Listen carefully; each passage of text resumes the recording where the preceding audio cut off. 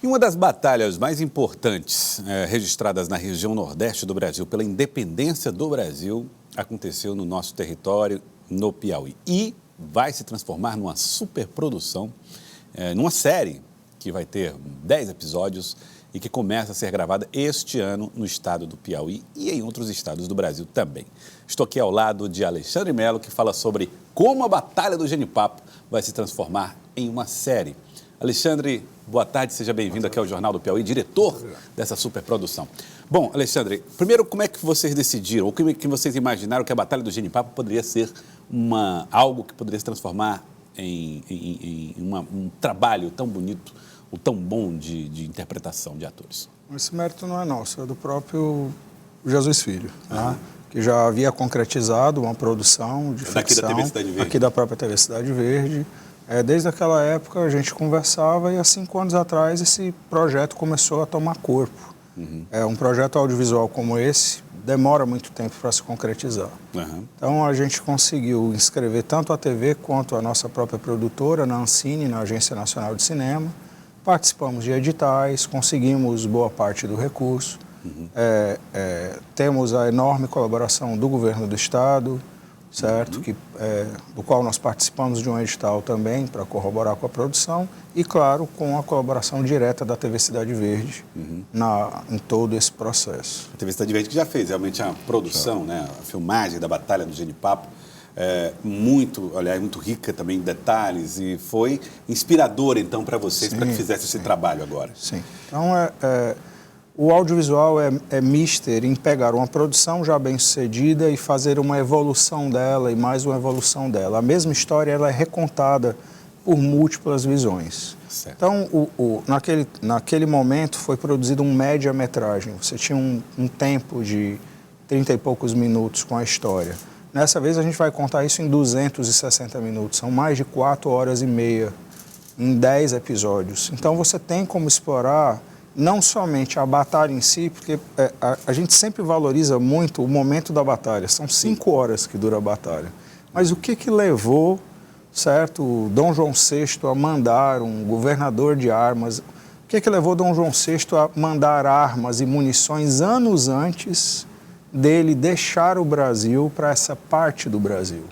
Quer dizer, Dom João VI conspirou em deixar o filho com o Brasil, mas ele conspirou contra o filho dele em manter uma parte do Brasil fora, né, nas mãos diretamente de Portugal. Então, tudo isso foi um planejamento de muitos anos para que isso acontecesse. E muitas pessoas foram importantes do lado português para que ele tentasse concretizar essa conspiração e do lado brasileiro, claro, para evitar que isso acontecesse. Bom, agora a Batalha do Genipapo, na verdade, ele é uma parte do processo de independência do Brasil, ou da adesão do Piauí ao processo de independência.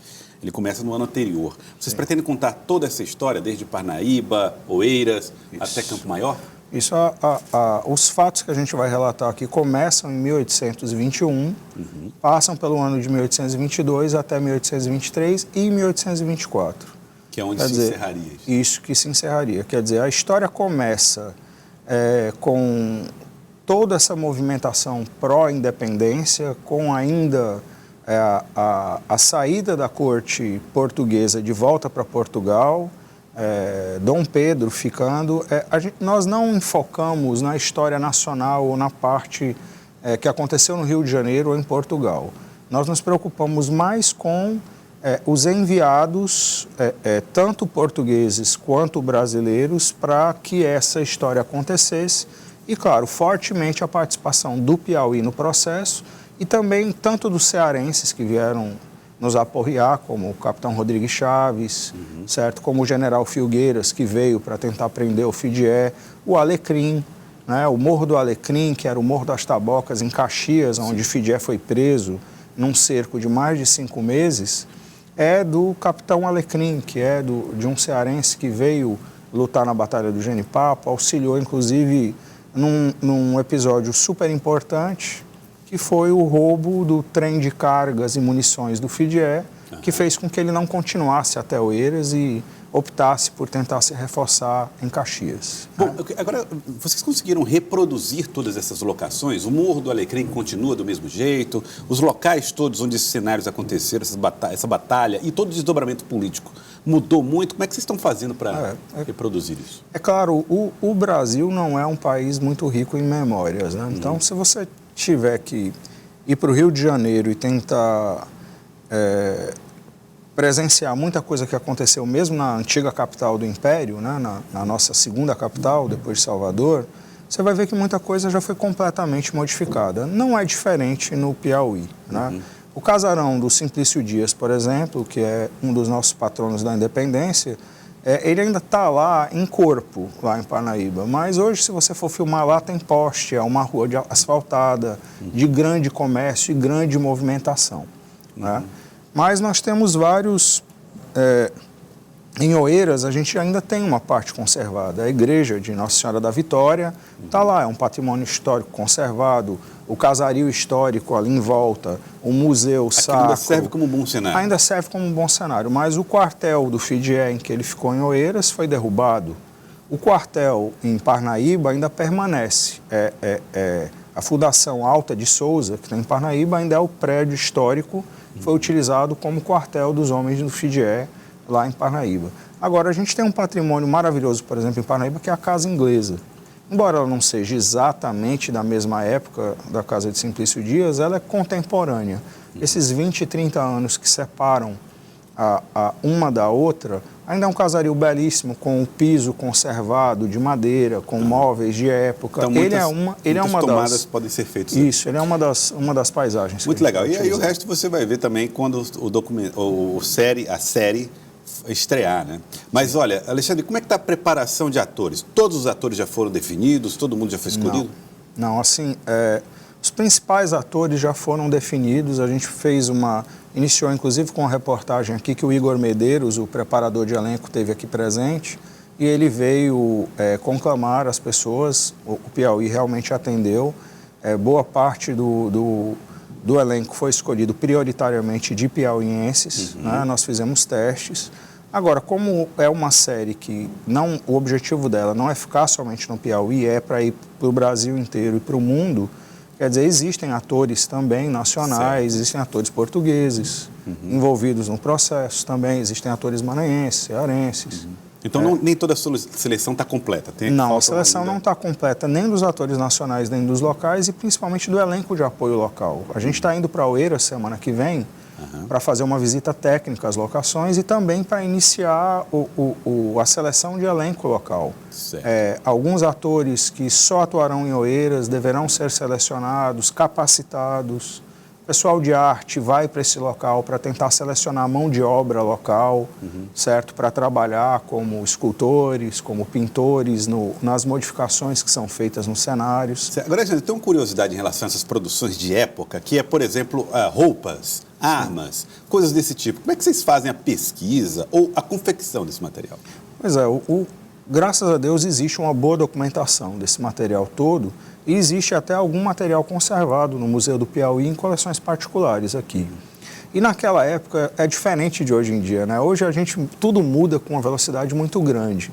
O mesmo armamento usado no século XVII permaneceu em utilização pelo século XVIII e parte do XIX. O armamento do século XVIII sobreviveu até quase o século XX. A tecnologia não evoluía tanto. Não evoluía tanto quanto a gente. Então, 10 anos, 20 anos, 50 anos naquela época não tinham essa mesma diferença que tem para hoje na era da internet, em que tudo muda. Ou eventualmente um fuzil dos anos 70, diferente desses que são fabricados hoje, né? A mudança é muito rápida, naquela época não. Mas olha, veja, por exemplo, até hoje, o armamento utilizado na Guerra do Vietnã, até hoje está em utilização nos morros do Rio de Janeiro, ou nas mãos de traficantes, ou até na polícia. Existe muito armamento ainda com 20, 30 anos de idade, porque, primeiro, realmente tudo que é feito pelo Exército é feito efetivamente para durar. Né?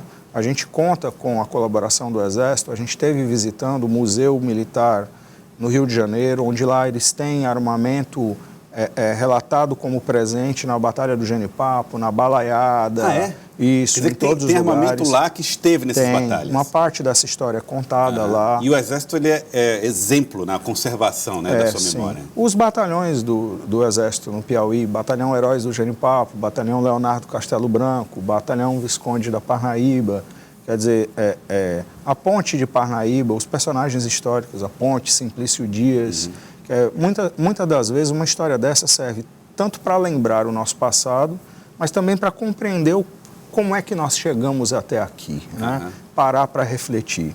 E a função da ficção, indo um pouco além da função do historiador, o historiador está preocupado com os fatos históricos, a ficção está preocupada em materializar as emoções humanas. Sim. O que acontecia, o que o Simplício sentia, ou o Brigadeiro, ou o próprio Leonardo Castelo Branco, para movê-lo a fazer tudo o que eles fizeram. Essas né? emoções. E a emoção do povo. Ficcionalmente, a gente vai recriar personagens populares que participaram, os negros, os indígenas, certo? Todos os mestiços que compunham a grande maioria da população do Piauí daquela época. Muito bem. Olha, lembrando que isso é uma ficção, né? Sim. Uma obra de ficção. A gente costuma dizer isso, ela é inspirada em eventos históricos, mas é claro que para você conseguir concretizar isso, a gente tem que preencher as lacunas. A história no passado ela era sempre contada exaltando somente as grandes figuras históricas, os homens mais importantes da sociedade. Mas existem inúmeros operários. A gente está aqui sentado na TV e por trás de nós tem um sem número de pessoas trabalhando para poder colocar a boa imagem do Piauí e da TV Cidade Verde no ar. Então, da mesma forma, como é uma obra de ficção e ela é moderna na sua concepção, certo? Ela tenta visitar todos os atingidos e todos os que passaram por esse processo. Eu quero agradecer, Alexandre. Muito obrigado pela participação aqui conosco, Alexandre Mello, diretor dessa produção, a série de 10 episódios que conta parte da história da Batalha do Genipapo, a nossa participação efetiva no processo de independência do Brasil. Pode estrear esse ano? Poderia, mas isso aí depende de uma decisão da televisão. Muito bem, então vamos deixar para depois essa discussão. Obrigado, Alexandre. Muito obrigado. Muito obrigado mesmo.